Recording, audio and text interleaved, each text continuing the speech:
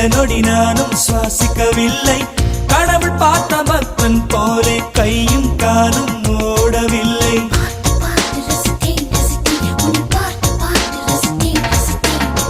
தேவதையும் பேருந்தில் வருமா, கனவா நனவா தோன்றவும் இல்லை.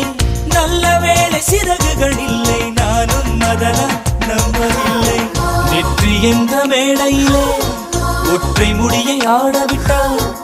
ஒற்றை முடியில் என்னை கட்டி உச்சி வயலில் தூக்கிலிட்டாள். மனதில் இத்தனை ரணமா, அடவலியில் இத்தனை சுகமா.